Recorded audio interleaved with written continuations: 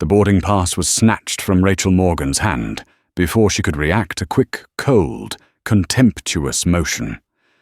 Brendan Collins stared at the ticket, as if he were examining forged evidence, then gave a thin smile, with only one meaning: she did not belong here.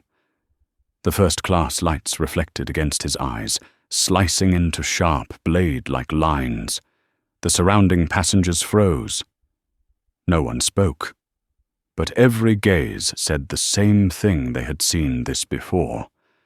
A person of color being doubted, a woman of color being dismissed, a human being judged solely by her skin.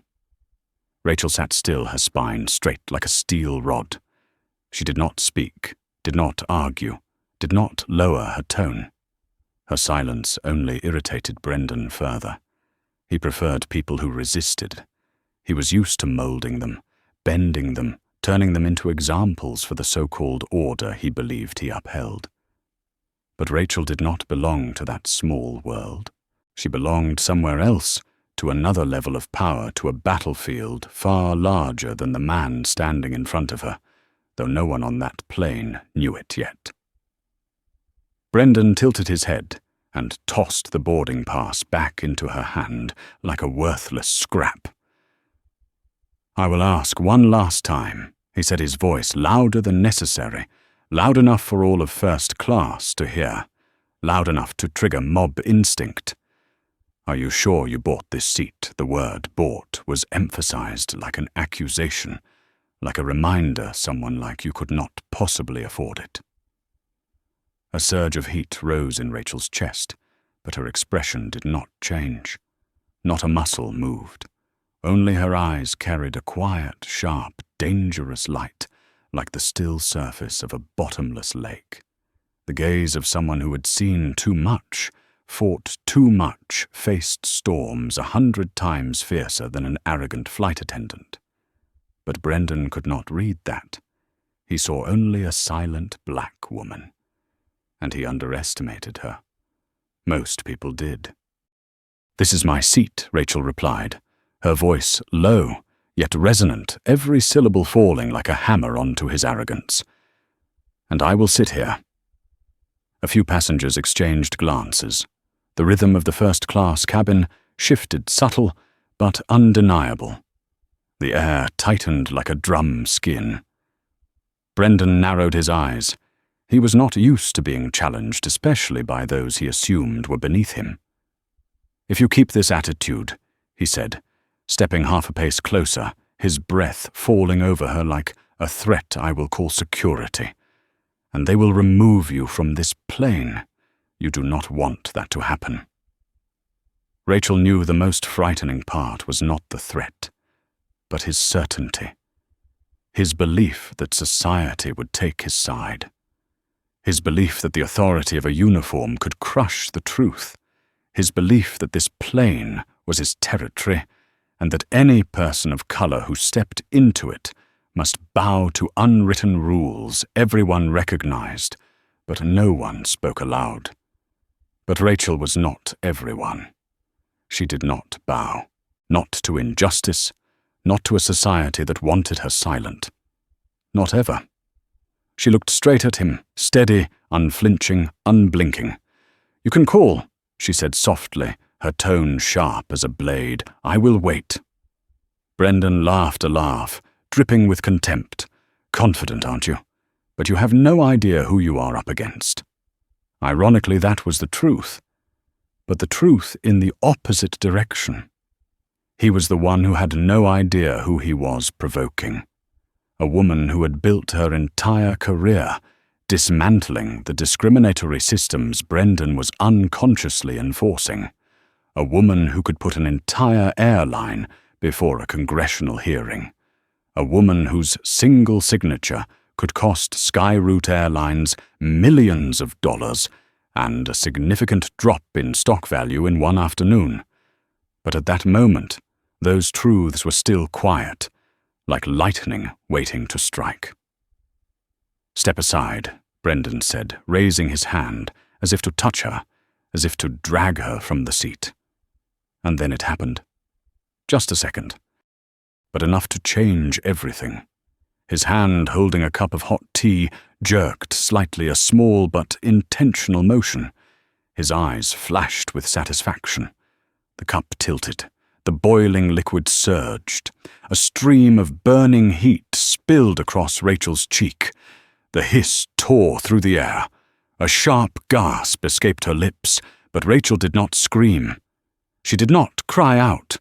She did not give him the satisfaction of submission. She only turned her face slightly, her eyes closing for half a breath. One single tear slipped down, not from weakness, but because her skin felt as if it were being burned by molten metal. Her laptop flickered off. A thin wisp of smoke rose from the drenched keyboard. Brendan tossed her a tissue, nothing more than a folded insult. "Just an accident," he said flatly. "You should be more careful." Rachel opened her eyes. No longer the deep calm water, no longer quiet cold. Now they held a storm without noise but immense, a storm that knew exactly where it would travel and who would be swept away. The crowd stayed silent. No one stood. No one objected. No one dared to speak. A white man nearby pretended to adjust his watch. An older woman turned another page of her newspaper. Society continued moving, as if the pain of a black woman was not worth pausing for. Brendan stepped back, convinced he had won, convinced he had taught her a lesson, convinced the story ended as she lowered her head to wipe the burning tea from her neck. But he was wrong. Worse than wrong, he had just ignited a national investigation, a historic aviation lawsuit, a congressional hearing that would make the entire North Wind Board tremble. And he didn't know it. No one in first class knew it. But the cameras of this era knew. Justice knew. And Rachel Morgan, chief counsel of the Federal Aviation Administration, the ultimate adversary of every discriminatory system, would make sure all of them knew. In that moment, Brendan thought he had put a troublesome passenger in her place, but in truth, he had attacked the one person with the power to end his career and shake an entire airline. Storms do not begin with thunder. They begin with a single drop of scalding water. And that drop had just fallen across the face of Rachel Morgan. Brendan walked down the aisle with the false confidence of a man who believed his small slice of authority was enough to decide someone else's worth. Rachel sat there, her cheek still burning, yet inside her was a strange, sharp stillness, as if the sealed cabin around her did not contain enough air to suppress her. The first class rose, shifted subtly with the tension of the passengers' breathing, but she did not move. She was motionless, the unmoving center of a storm that had not yet been named. She saw the glances that slid away before fully landing on her burned face. Fear, shame, and a flicker of relief that the person being mistreated was not them. She felt all of it as vividly as the heat still radiating from the scalding liquid on her skin. It was not just a spilled cup of tea. It was an entire system functioning smoothly in front of her. And deep in her bones, she knew she had just witnessed a piece of truth that no report, statistic, or testimony had ever captured. Injustice lived not only in procedures, it thrived in people's eyes, gestures, and every breath of those who believed they were entitled to see her as lesser. Rachel slid her phone under the table, her hand trembling slightly from pain, yet her movements precise. She activated the recording mode, a simple action, yet it felt like placing judgment onto a scale that had been tilted for far too long. Everything needed to be preserved, every sound, every breath, every word Brendan spoke, every fragment of attitude he carelessly revealed.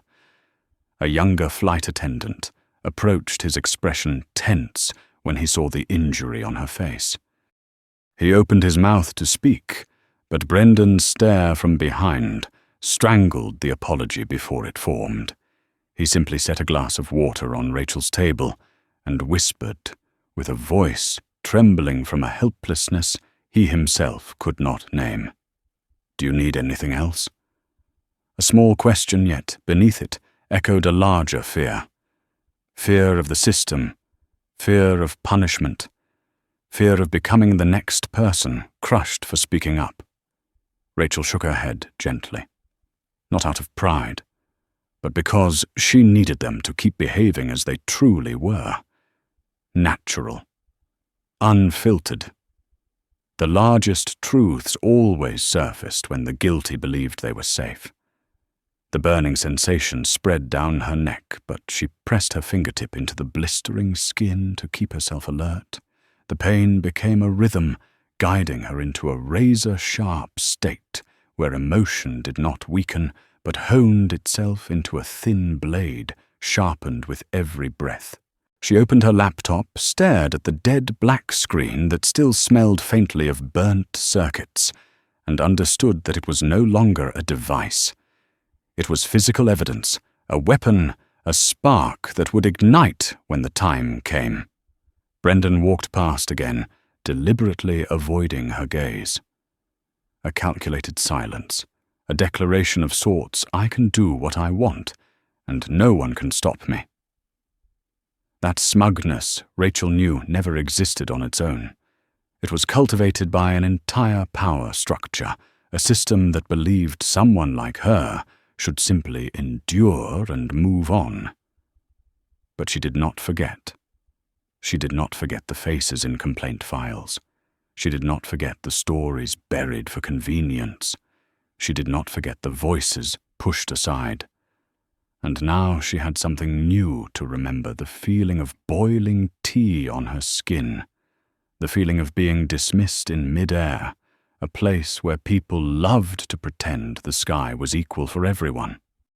She lifted her phone, switched to the camera, and recorded her own face, not for sympathy, but because truth needed documentation. Red skin, slight blistering, stark under the bright cabin lights. An image that could not be denied. An insult that could not be wiped away with a scripted apology. The noise around her faded, as if the plane had slipped into a low-pressure pocket where only her heartbeat and the faint static of the recording remained. A strange calm spread through her. Not acceptance. Preparation. No one in the cabin knew that this moment would become the fuse that toppled an entire airline. No one knew that the silent woman with the burn on her cheek was not a victim, but a warning. No one knew they were witnessing the opening moment of the largest civil aviation discrimination investigation the Federal Aviation Administration had ever undertaken. Rachel closed her eyes for a second, not to escape the pain, but to lock away any softness she did not need. When she opened them again, her gaze had changed, deeper, colder, carrying a purpose sharper than ever. She had seen enough. She had heard enough. And now she would make all of them pay. An airline was about to walk straight into a storm they had created, and Rachel Morgan had just become its center.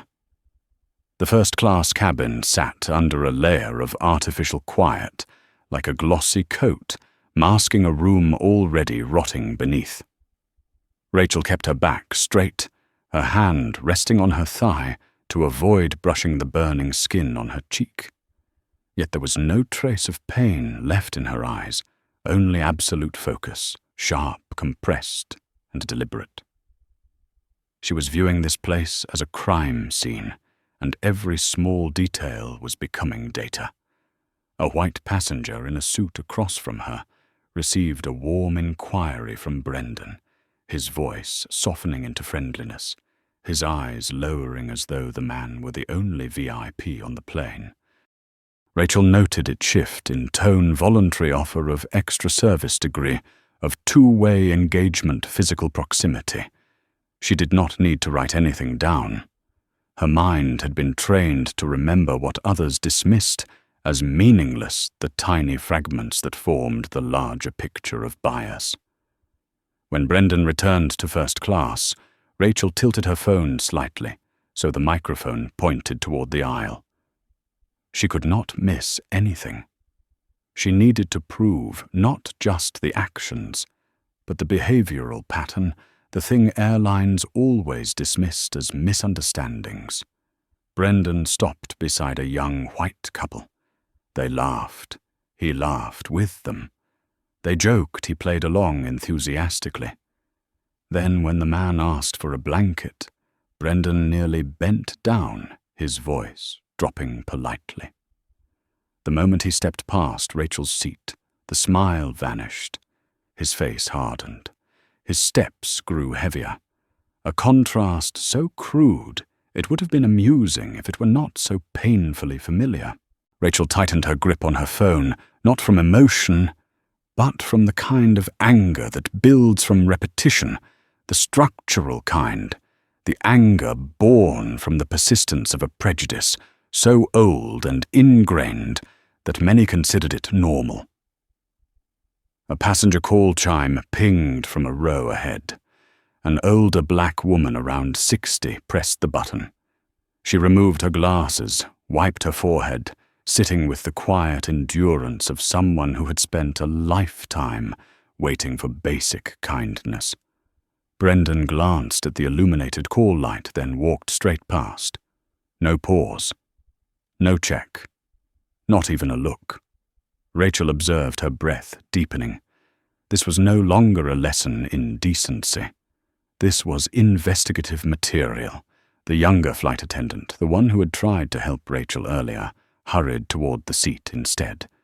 But before he could hand the blanket to the older woman, Brendan appeared behind him. "Leave it. I will handle it." His voice was so dry, the young attendant stepped back immediately. But Brendan did not turn toward the woman. He turned off the call light, then walked away, without a word, without a glance. Rachel recorded everything: service, frequency, tone, selective interaction, reactions toward different passenger groups. Everything was exposing a microsystem where bias existed not as an isolated mistake, but as a habitual practice. She looked up. The older woman's eyes met hers. The woman did not speak. She did not need to. It was a look that understood an entire lifetime. A deep weariness that went beyond anger, a quiet sadness shaped by experience and familiarity. Rachel bowed her head gently. The older woman gave a small nod in return. A brief moment, yet heavy as a silent oath between people who had spent too long living in a world that scripted injustice for them. The sting on Rachel's cheek pulsed again, a reminder of what was truly happening here. She pressed her hand lightly over the burn, and instead of backing down, her eyes grew sharper. She was not the only person on this flight being mistreated. She was merely the first to document it. A young female flight attendant walked by her eyes, flickering with concern before she quickly looked away. Not from indifference, from fear. Fear of being seen caring about the wrong person. Fear of attracting her supervisor's attention. Fear of being crushed by the system for a single misplaced step. Rachel understood that fear. The lowest employees in the power chain were often the ones forced to become tools for the failures of those above them. But understanding did not mean acceptance, and today she was not allowed to soften. She opened her camera again, slowly recording the entire cabin, the passengers' faces, their avoidance, their silence, their unintentional collusion, the tension in the air, the things no technical report ever captured, but that formed the true heart of the issue. Discrimination didn't solely come from those with authority. It spread like a toxic, invisible gas that shaped how everyone behaved. As Rachel continued filming, Brendan returned with the service cart, stopping directly beside her seat, positioning himself above her, leaning down as though asserting territorial control. He shoved a glass of water toward her with unnecessary force, making the liquid ripple at the rim. "Do you want to record anything else?" he murmured a taunt. "Or are you planning to blow this out of proportion?" Rachel lifted her head slowly, her gaze steady, unflinching, cold enough to make him step back instinctively. "No," she said, her voice calm to the point of being frightening. "I am not exaggerating anything. I am documenting the truth." Brendan scoffed, but in his eyes there was a flicker of unease, the instinctive recognition that the person he was provoking was not prey. Rachel watched him walk away. She exhaled once, deep and steady, not from frustration, from clarity. What was happening on this flight was not an isolated incident.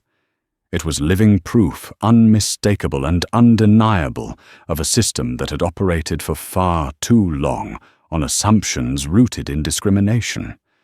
And that system had just made its worst mistake, believing she would remain silent like those before her. She would not be silent. She had never been silent, and Northwind Airlines was about to face the worst possible woman they could have chosen to offend. Rachel walked into the airport restroom as though stepping into an interrogation room without an interrogator. The white lights shone directly onto the burning skin of her cheek, exposing the spreading red mark like a stain of guilt on the entire system that created it. She turned on the faucet and splashed water onto her face, but the cold didn't dull the truth. It only sharpened the pain, making everything clearer, like a reminder to stay absolutely alert. She looked at herself in the mirror, not for pity, but to assess the damage. The skin was lightly blistered, reddened, but her eyes were still the eyes of someone entering a campaign, not a victim. A campaign both personal and far beyond personal, reaching into the deepest roots of an industry, determined to treat discrimination as the isolated failure of a few misaligned employees. She opened her bag, took out a tube of burn ointment, and applied it with movements that were quick, precise, and fully professional, as if she had been prepared for this moment long before it came. Perhaps in some quiet part of her she always had been. Not because she expected this to happen, but because she understood the world well enough to know that certain things would always find their way toward her, and toward those who looked like her. The door opened. A young woman walked in, gasped at the sight of the burn on Rachel's face. "Oh my God, do you need a doctor?" Rachel looked at her through the mirror, and for a moment realized the woman wasn't actually seeing Rachel the person. She was only seeing the aftermath of a story she herself would never be forced to endure. The woman waited for an explanation, a reassurance that this was just an accident, something to ease her discomfort. "I am fine," Rachel answered, never looking away from the mirror. "I can handle it." The woman nodded and hurried out, relieved not to be involved. The door closed, leaving Rachel alone in the small room, listening to the silence hitting the walls like the heartbeat of this system itself. Silent, persistent, continuing, regardless of who gets hurt. She changed her shirt.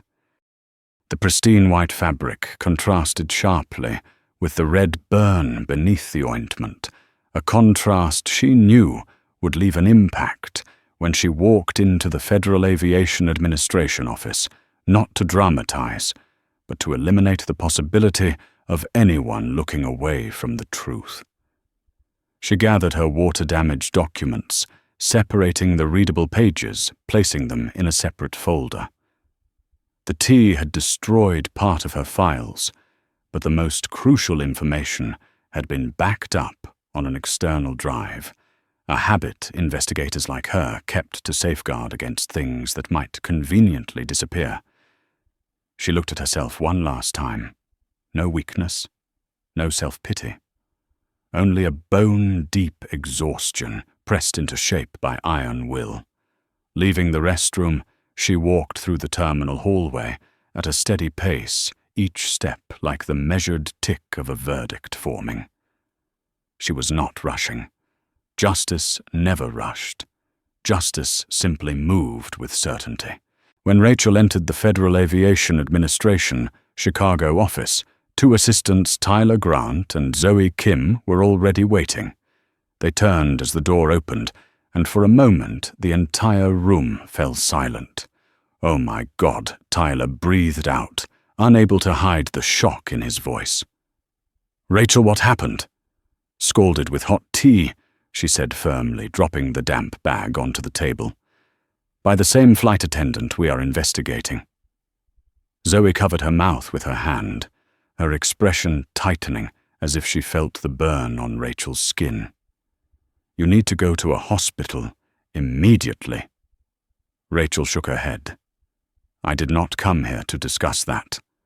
I came to expand the scope of the investigation." Tyler pulled out a chair for her, though his eyes never left the injury. In them were three things: anger, shock, and a cold fear of how serious this case was about to become. Rachel recounted the incident with a steady, cold voice, without embellishment. Every detail hit the conference table like stone pavement, marking a path toward a battle that could no longer be reversed. The disrespect, the deliberate spill, the silence of the passengers, the avoidance from certain crew members. Zoe started the transcription recorder. Tyler opened the reference documents, and as they worked, Rachel opened her phone and played the audio recording. Brendan's raspy voice filled the room, unrestrained, domineering, dripping with prejudice, blending with Rachel's pain-tightened voice that still held steady composure. In the small office, that sound became living evidence, undeniable and indefensible. Tyler clenched his pen. "Rachel, this is no longer a standard investigation. This is assault. You have every right to file a personal claim." Rachel looked at him, her gaze heavy as metal, firm as steel. "No, I am not separating it. What he did to me is exactly what we documented in dozens of testimonies. I have become a witness in my own case file." Zoe nodded slowly. "And that makes this case impossible to bury anymore." Rachel said, "We will prove this is not an individual failure. This is policy. This is culture. This is structure." No one spoke after that. But the air in the room shifted a silent movement, like the retreat of the ocean just before a tsunami strikes. And at the center of that silence, Rachel knew from the moment Brendan spilled that cup of tea onto her face, the fate of Northwind Airlines had already been sealed. They thought they humiliated a passenger, but they had just ignited the investigation that would collapse their entire system. Rachel stood before the large white board in the conference room, the LED lighting casting down on her and making the burn on her cheek even more pronounced, like a mark that could not be erased from the entire meeting. The room was completely silent. Tyler and Zoe waited, though even they were not fully prepared for what was about to be said. They were not just seeing Rachel's injury, they were seeing a mandate, a declaration of war. Rachel drew in a deep breath, not to steady herself, but to compress her resolve into something dense and immovable inside her chest. "We are no longer investigating an isolated act," she said, her voice level and heavy like metal striking metal. "We are proving the existence of a system built on discrimination." Tyler opened his laptop reports, appearing one by one like layers of soil peeled away from a long-buried artifact. "We have statistics," he said. "But to charge an airline, we need something stronger, a repeating pattern." Rachel nodded, her gaze sharp enough to split the air. "And today," she said, "I saw that pattern with my own eyes." Zoe pulled her chair closer. "Where do you want to start?" Rachel raised her hand and wrote one word on the board: pattern. Then another beneath it: deliberate. The two words stood together like a verdict delivered before the trial even began. First, she continued subtle discriminatory behaviors, tone changes, avoiding engagement, ignoring requests from passengers of color, even disguised micro-insults. She turned to face them. Second, dangerous and intentional behavior, throwing hot liquid, neglecting the victim, refusing medical assistance, and actively enforcing silence among other staff. Tyler's jaw tightened. They repeated the same pattern every time they dismissed complaints before. Always the same response: misunderstanding. Rachel closed her eyes briefly, as if listening to the voices of hundreds of unacknowledged victims. When she opened them, her gaze cut like a drawn blade. "We are not letting anyone call this a misunderstanding again." She sat down and opened her second laptop, the device used solely for investigations, not the one damaged on the plane. When her fingers touched the keyboard, the entire room seemed to narrow its focus to her alone. Rachel was not merely working. She was constructing an indictment. "We will establish 3 branches of evidence," she said, her fingers typing quickly and decisively, like she was transcribing the heartbeat of the fight itself. The behavior of Brendan Collins as an individual, the service culture of Northwind Airlines, and finally the internal policies that lead to systemic bias. Zoe asked, "Do you believe we will have enough data to force a full-scale federal escalation?" Rachel paused. Her typing looked up, and her answer was not a sentence. It was a pronouncement. They already triggered that themselves. A single beat of silence filled the room. Then Rachel played the audio recording through the speakers. Brendan's voice poured out, rough, unrestrained, saturated with authority. Abused and prejudice normalized, mixing with Rachel's pained but steady responses. In the small room, the sound became living proof, undeniable and unexplainable. Tyler's hand curled into a fist. Zoe leaned forward, blinking rapidly. A shared moment of quiet outrage, none of them needing to say a word. When he turned off the call light for the older woman, Rachel said that was evidence of learned behavior. No one does that unless they have been taught, witnessed, or rewarded for doing exactly that. Zoe nodded firmly. This is no longer the behavior of one person. This is a replicated culture. Rachel typed another line, her voice like cold steel. And culture must be traced all the way to the top. Tyler looked at her intently. "Rachel, are you talking about their CEO?" Rachel did not answer immediately. She stood, walked to the whiteboard, erased part of it, and wrote 3 new words: chain of command. The words fell onto the room with the weight of stone. Behaviors at the bottom only survive when leadership closes its eyes. She said each sentence, sounding like a warning bell. And Northwind Airlines has closed its eyes for far too long. A heavy silence settled, charged like static before lightning strikes. Then Zoe asked quietly, as if posing the question to the entire justice system they were attempting to move. "What do you want to do next?"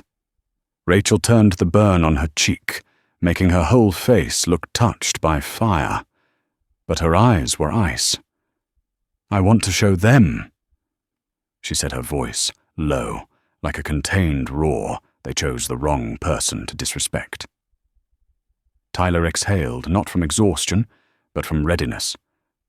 "I will prepare the request to expand the investigation." Zoe nodded her eyes, brightening with the anticipation of uncovering a massive truth. "And I will begin running advanced data analysis." Rachel walked to the table, picked up a marker, and wrote the final line of the meeting on the board. No more silence. There would be no silence anymore, not for them, not for society, and especially not for herself. From this moment forward, Rachel was no longer merely the victim of an incident on a plane. She had become the ignition point for a tidal wave aimed directly at the heart of Northwind Airlines, and no one in that room doubted one thing: the wave had already begun to rise. Rachel left the conference room and stepped into the long hallway leading to the data center of the Federal Aviation Administration's Chicago office. The air here was always cool, like a room built to preserve evidence, and today that sensation felt even sharper. She needed this cold, needed it, to keep her thoughts as precise as a blade. Every instinct in her warned that Northwind would not sit still. A system built on discrimination always struck back hardest when it sensed a threat. Her phone vibrated softly. An unknown number. A Northwind area code. Rachel stared at the screen for 3 seconds before answering, as if giving them one final chance to stop. But people like them never stopped. "Ms. Morgan." A woman's voice, soft but taut, like someone trying to hide fear beneath a veneer of professionalism. "This is Amanda Hayes, Director of Customer Care at Northwind Airlines. We want to express our deep concern regarding your experience and hope we can discuss a resolution." The voice had been trained carefully, polite enough to sound compassionate, distant enough to avoid accountability. Rachel listened without changing expression. "I am listening. We would like to invite you to our Chicago office for a direct conversation. We hope to resolve the incident peacefully." The last 2 words were a silk cloth hiding a blade. Rachel felt the blade but did not fear it. "I will come," she replied. "Tomorrow morning, 10 o'clock. A brief silence. Then Amanda answered with thin relief. "Very well, Ms. Morgan. We will prepare everything." Rachel ended the call. No questions, no elaboration, no room for them to probe her emotions. Tyler looked up when she returned. They reached out. "Yes." Rachel set the phone on the table, and they are trying to smother the flames before realizing how fast they are spreading. Zoe braced her hands on the table, eyes sharp, as if she had just seen a critical puzzle piece. "Do you think they will actually apologize?" Rachel met her gaze. "They will do everything except apologize," Tyler added. "And a peaceful resolution means they will try to buy your silence." "Wrong," Rachel said, turning the pen between her fingers. "They will try to buy our entire investigation." In that moment, all 3 of them felt the same thing. The game had changed levels. Northwind had sensed danger, and they would counter, using the same strategy every powerful corporation relied on: buying time, bending narratives, and steering the story away from the truth. But they did not understand one thing: Rachel was the kind of person who, once she had seen the truth, could never unsee it. She spent that night preparing as if she were heading into a congressional hearing, not a corporate meeting. A new laptop glowed to life, replacing the one that had burned. The audio recording was backed up in 3 separate locations. Photos of her injury were catalogued and stored under federal investigation protocol. All minority passenger complaints were pulled up on the large monitor. She reviewed every behavior pattern, every testimony, every description of glances, gestures, tones of voice, all the things North Wind's legal team had tried to dismiss as subjective perception. But now they were no longer impressions. They were a repeating model, a structure, a case file. At 2 a.m, Zoe sent an email with one title: Complaint Distribution by Race Updated Chart. Rachel opened the file. The red line representing black passengers shot upward like a heartbeat in crisis. The blue line representing white passengers lay suspiciously low. The gap between them was not just data. It was an indictment.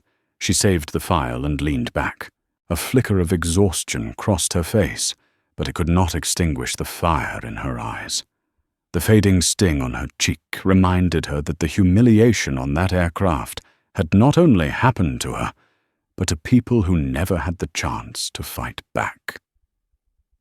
The next morning, when Rachel walked into North Wind's office, she did not hide her injury. She let it be seen a truth no gift basket apology script or public relations strategy could cover. The receptionist startled slightly. She tried to snap back into professionalism, but the worry was unmistakable. You are Rachel Morgan."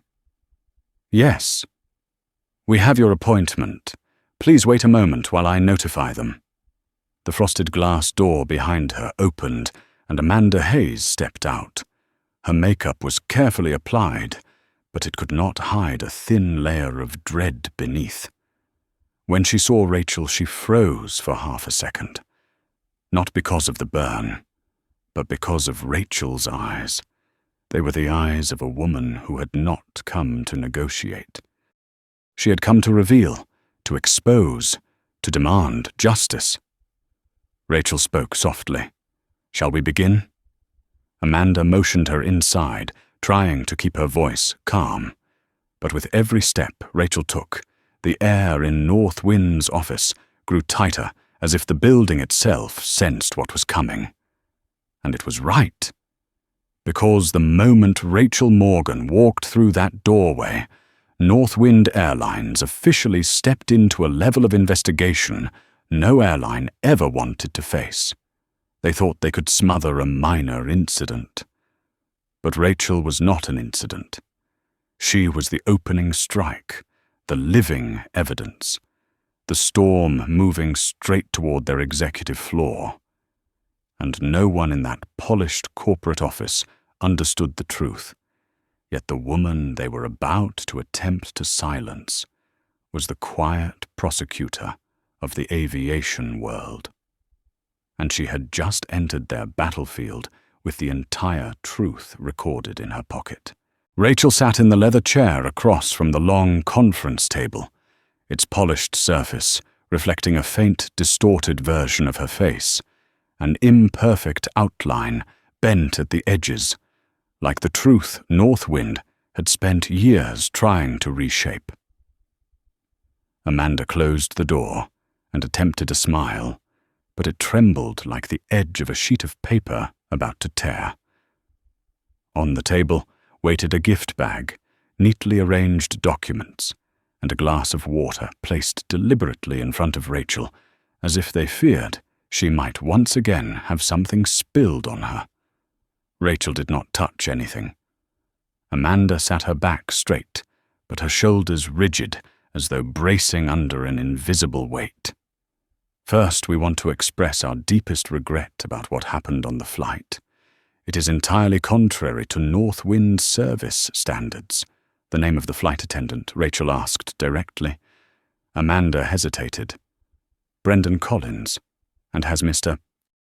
Collins submitted his incident report, yet Amanda's eyes flickered a brief, involuntary tremor, small but revealing everything Rachel needed, the fear of someone holding a secret. "We are in the process of reviewing it." Rachel locked eyes with her, and Amanda immediately looked down. People were never exposed by words. They were exposed by what they could not hold in a gaze. "I want to hear North Wind's exact explanation for his behavior. Rachel said, her tone soft but hard as steel. Amanda inhaled. We believe it was an accident. Rachel tilted her head by 1/2 degree, and the disregard afterward was also an accident. No medical assistance, no report filed, no apology, no action to address the damage. It may have been a misunderstanding, Rachel cut in. I know that phrase. I have heard it in 86 discrimination complaints submitted to our office over the past 2 years. The room dropped 1 degree colder. Not because of the air conditioning. Amanda swallowed. We are very sorry to hear you had such an experience. Rachel placed her phone on the table and turned the screen toward Amanda. She did not open the file. She simply placed it there. But even that motion drained the color from Amanda's face. Do you know what this is? Amanda did not answer. Evidence, Rachel said. Evidence that cannot be erased, cannot be denied, and cannot be called misunderstood. Amanda clasped her hands tightly. We want to resolve this matter in good faith. Good faith, Rachel raised an eyebrow.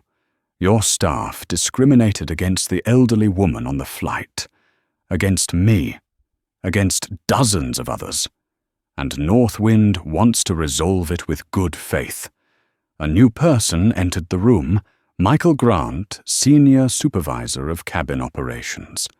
His red tie was knotted too tightly, his face flushed not from courtesy, but from defensiveness.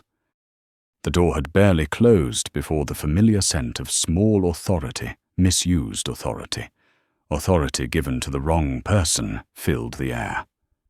Ms. Morgan Michael nodded stiffly.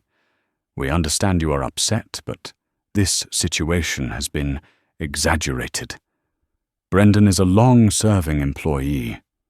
Perhaps you overreacted. Zoe once said there were certain sentences you could smell the discrimination in, even through an email. What Michael just said was the perfect example. Rachel did not respond. She only smiled faintly, not a smile of amusement, but a signal. Mr. Grant, she said slowly and clearly, each word dropping onto the table like a weight you have just confirmed, exactly what Northwind keeps denying, that black passengers are blamed for the discrimination they experience. He opened his mouth to rebut, but Rachel raised her hand. I am not finished. The atmosphere contracted instantly. You are not only defending a flight attendant who spilled hot liquid onto a passenger's face, she said, her voice low, but heavy enough to pull the entire room inward. You are repeating the very pattern we are investigating, blame shifting, minimizing the severity, and issuing subtle threats through authority. Michael tightened his grip on his briefcase until his knuckles turned white. We only want to find a solution. Not by lying, Rachel replied. Amanda interjected, trying to regain control. We have prepared a customer support package that includes— I did not come here to receive gifts, Rachel said. I came to see if Northwind has any honesty left. No one spoke. So Rachel continued, her voice, deliberate, each word slicing through the silence. We have the data, the audio, the images, the archived investigation reports, the behavioral pattern analysis, the witnesses. And after yesterday, I have become living evidence of the very system you are trying to conceal. Amanda closed her eyes briefly, not out of exhaustion, but because she knew the conversation had slipped beyond the outcome they hoped for. Rachel stood up. Both Northwind representatives stopped breathing. I will send an official notice to your legal department, she said. From this point on, all communication must go through the Federal Aviation Administration. I suggest you do not delete anything. Do not alter anything. Do not assume this is going away. She bowed her head slightly, because I am just getting started. As she stepped out, The door had not fully closed when Michael muttered, filled with frustrated anger, "She is going to be major trouble." Rachel heard him perfectly. She only smiled without turning back, not because he was right, but because he still had no idea just how major the trouble she was about to bring to Northwind Airlines would be. Rachel walked out of Northwind's headquarters with a calm stride, yet inside her a fire was growing, spreading, becoming a light no decaying system ever wanted to confront. The glass doors closed behind her, but the muffled words from the meeting still echoed in her mind. Major trouble. They had no idea what major meant. They had never encountered a woman who treated truth as the only weapon she needed. A cold wind swept across her burned cheek, making her flinch for a brief moment. But the pain only sharpened her focus. She opened her phone and sent Tyler a single message: expand the scope. Prepare Phase 2. When she arrived at the Federal Aviation Administration office, Tyler and Zoe were already waiting. Zoe placed a thick folder in front of her. "We have more witnesses." Her voice trembled slightly, not from fear of north wind, but from the weight of what they were pulling back, a curtain far larger and heavier than expected. Rachel opened the folder. Begin. The first 3 statements came from a former Asian American flight attendant, a black flight attendant, and a Latino ground worker. She did not need to read far. Just a few lines revealed the exact pattern Rachel had predicted: denied promotions, assigned the hardest tasks, verbally abused by white passengers, while management told them to endure it, to avoid issues rated lower, despite higher performance. None of this was new. What was new was that for the first time, they were willing to speak on record with signatures, with audio, with risk. Rachel looked at Zoe. How many more? More than 30. And the number is still rising. Send them our gratitude. Make sure they are protected. No retaliation is allowed. Tyler cut in.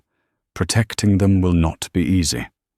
Northwind has deep connections, especially with people in Washington. Rachel's lips curved into a faint, cold smile. If they want a battle, we will fight with light. She closed the folder and walked straight to the data center. Show me the updated analytics. The large screen lit up. Charts, curves, behavioral models, all pointing in the same direction. Northwind Airlines was operating a discriminatory system that was organized, consistent, and intentional. This is not something that can be called a misunderstanding, Zoe said. No, Rachel replied. This is an unofficial policy. She zoomed in on a service distribution chart. The red line, representing black passengers, was consistently low. The blue line, representing white passengers, was consistently high, not just different, structured. Rachel placed her hand on the screen, her voice low and sharp. Airlines have the right to target customer groups, but when target is defined by skin color that is no longer business, that is racial discrimination. Tyler opened a new folder. You need to see this. He played a leaked internal meeting clip sent anonymously. A manager's voice said, "Our premium passengers prefer consistency. When choosing who gets upgraded to first class, we must consider those who fit the brand atmosphere." Rachel closed her eyes for half a second. Not from exhaustion, but because the rising anger in her chest was becoming almost too sharp to hold. "How long until we have the full extraction?" she asked. 2 days at most. No, Rachel said. We need it within 24 hours. Zoe blinked. Why? Rachel turned her phone toward them, showing a new anonymous email. Just one sentence. They know who you are, and they are deleting data.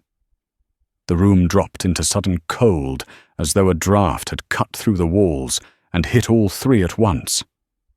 Tyler shot to his feet. "We need an emergency preservation order, already filed," Rachel said. "And now we have to move faster than they can." Zoe bit her lip. "If they wipe everything, they cannot wipe everything," Rachel said. "Not when the people they oppressed have stopped staying silent." She walked to the whiteboard and wrote 2 new words, "Information War," then drew a firm stroke beneath, "We win with truth." Tyler turned back to his computer. "I will assemble a parallel collection team." Zoe said, "I will process backups from the whistleblowers." Rachel looked at them both, and for a moment there was softness in her expression. Not weakness, but a quiet, fierce gratitude for the people standing beside her in a battle most would be afraid to approach. "No one is alone in this fight," she said, her voice steady, resolute. "Not anymore." Rachel's phone vibrated again. A second anonymous message. "They are preparing a media strike. Be ready." Rachel tightened her hand slightly, not out of fear, but because what she had predicted was arriving sooner than expected. "We have to stay one step ahead," she said. "How?" Tyler asked. Rachel turned back toward them, the burn on her face, catching the overhead light, transforming into a symbol of a new kind of power. Not power given, but power forged from suffering and injustice that people assumed she would swallow. "By doing the one thing they fear most," she said, "we expose the entire truth."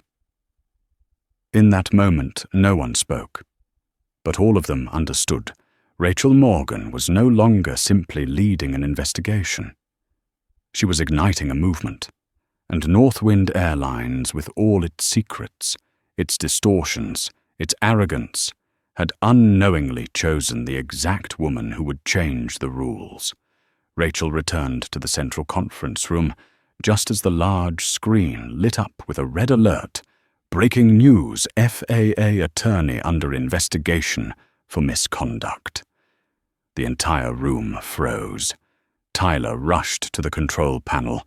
Zoe cursed under her breath, and Rachel stood perfectly still, an unmoving center, inside a violent storm.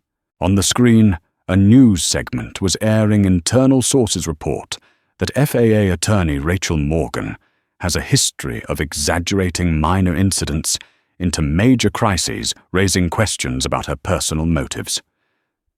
The anchor's voice was sharp, polished, like a blade honed at the perfect moment.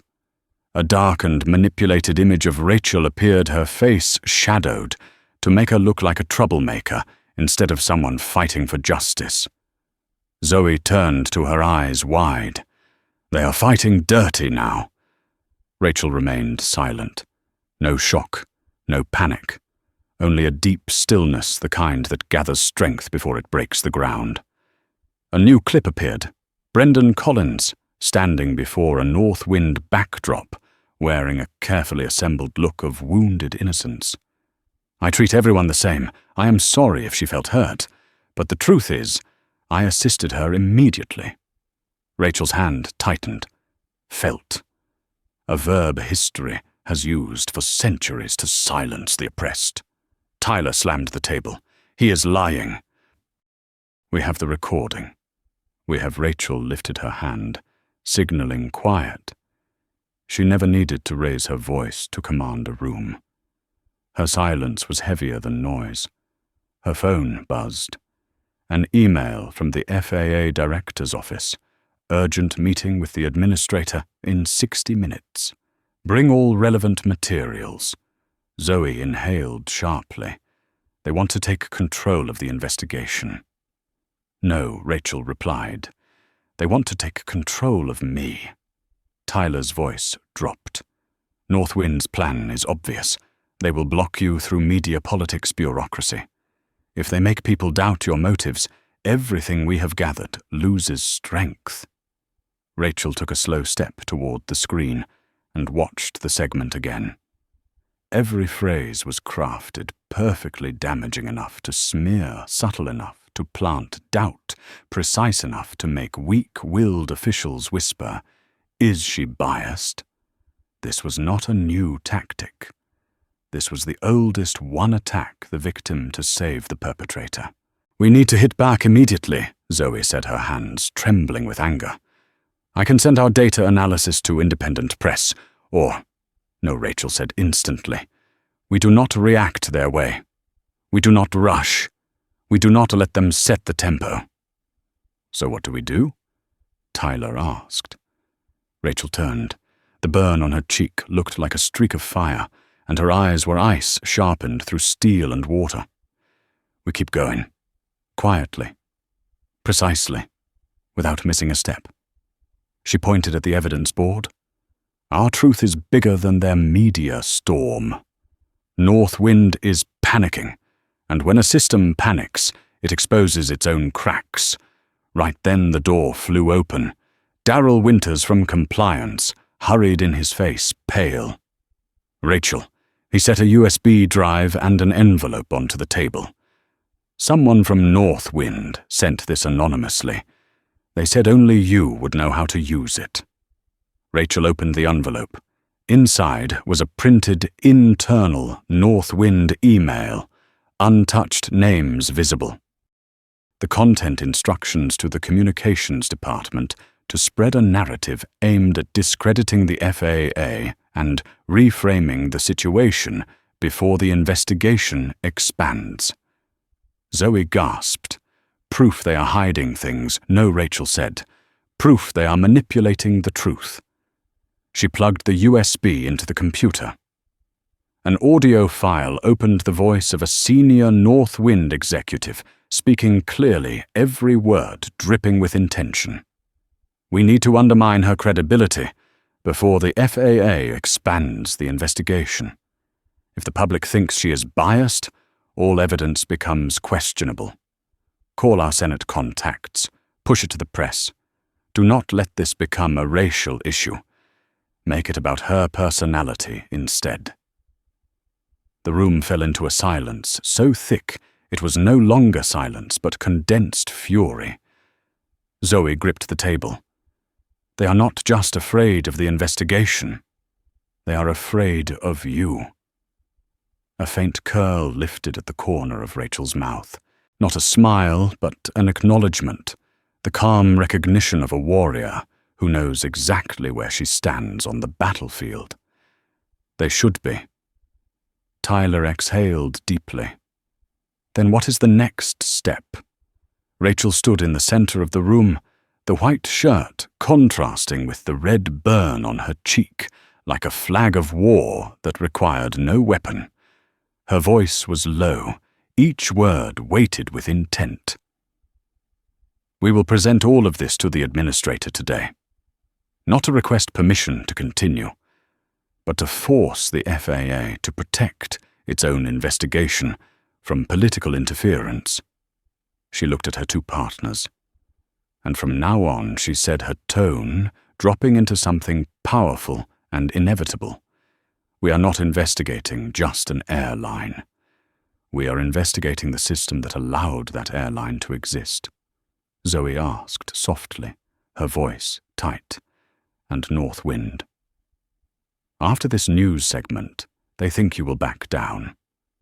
Rachel picked up her phone, slipped the USB into her bag, and gathered the documents into a black case.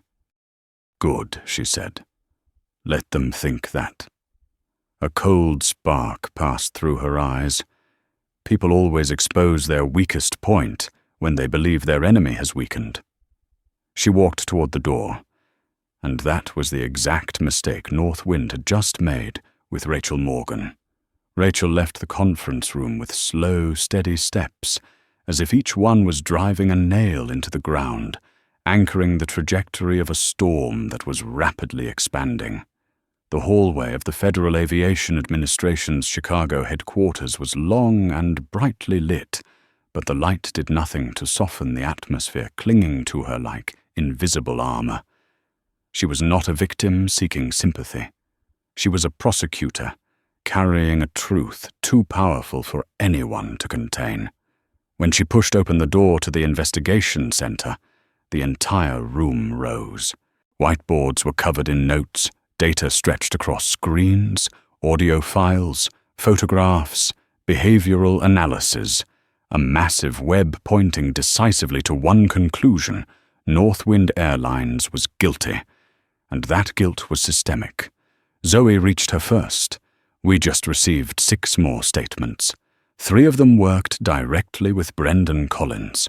Recordings, Rachel asked. They all agreed to be recorded. Identities protected, encrypted. Rachel nodded. Good. Keep going. Each testimony is a link, and when we have enough links, we pull the entire chain into the light. Tyler approached with a statistical report in hand. There is something you need to see. He placed a comparison chart in front of Rachel, measuring major airlines. Northwind's column glowed red like an open wound, the highest rate of minority passenger complaints in the industry, the highest rate of ignored complaints, the highest frequency of reassignment, incorrect categorization, downgraded evaluations. Everything was skewed. Rachel stared at the chart for 1 second. 1 second was enough to turn emotion into strategy, into architecture, into purpose. This is foundation, she said. We are not just exposing the truth. We are proving the truth cannot be explained away as a mistake. This is design, and design must lead to accountability. The printer whirred like the room taking a sharp breath. A new document slid out. Zoe grabbed it, skimmed it, and inhaled sharply. Rachel, this is dangerous. She handed it to Rachel. It was a leaked internal Northwind document, a classification list marking passengers requiring review, composed mostly of Black, Brown, and Asian travelers. Next to each name were notes: not brand-appropriate potential risk of disruption, priority lower seating. Another column read, reduce interaction. This was no longer bias. This was formalized discrimination. Rachel examined the paper long enough that Tyler finally asked, "Are you all right?" "I am." She replied, her voice low and steady. "They are not." She placed the document on the table, as if laying down evidence from a federal criminal case. "Start consolidating everything Rachel said. The file must be layered. Individual actions, team actions, managerial behavior, official policies, unofficial policies, cover-ups, delayed responses, intentional data suppression." Zoe nodded. "What is the final layer?" Rachel looked directly at her. "Executive level." Tyler blinked. "You're actually going after the CEO." Rachel lifted the USB containing the incriminating audio, placing it beside the photo of her burn and the passenger analysis chart. 3 pieces aligned like the blueprint of an uprising. "He built this culture," Rachel said. "Without his approval, this system could not exist." Zoe whispered, "And if he realizes we are tracking him, he will strike back," Rachel finished. "And that is when he will make his biggest mistakes." The door burst open. A Federal Aviation Administration security liaison rushed in with an urgent envelope. "Ms. Morgan, from the administrator's office." Rachel accepted it. Inside, an official notice elevating the Northwind investigation to high federal priority level, a designation reserved only for cases with potential national impact. Tyler exhaled sharply. My God, they acknowledge how serious this is. But Rachel only glanced at the paper, unshaken. "No," she said quietly. "They do not acknowledge it. They fear it." She lifted her gaze. The room fell silent. From this point forward, Rachel said, "Northwind is no longer fighting for its reputation. They are fighting for survival." Zoe looked at Rachel as though staring into the center of a storm. "And us." Rachel picked up a marker and wrote a single line on the whiteboard, the strokes sharp, unwavering, no retreat. No pause. Forward. She did not turn back. She did not soften her voice. She did not dilute the force of her words. From this moment, Rachel said, "We do not follow the truth. We lead it." And in that tight room, no one spoke. But every person knew this was the turning point. The moment the investigation was no longer just a task. It became a movement, a campaign, a declaration. And if Northwind believed a news broadcast could make Rachel Morgan hesitate, they had just made the greatest mistake in their company's history. From the perspective of a specialist in systemic justice, Rachel's story reveals an uncomfortable yet undeniable truth. Injustice is not created by one bad individual, but by the structures that allow harmful behavior to exist, repeat, and eventually be accepted as normal. Rachel's strength does not lie in the burn on her face, but in the way she turns injury into evidence, silence into action, and forces an entire industry to confront itself. If you believe in the value of truth, accountability, and justice, make sure to like and subscribe so we can continue amplifying stories that compel power to answer for its actions. And leave a short comment with the phrase, "See it clearly," to declare that you stand on the side of light in battles that often appear impossible to win.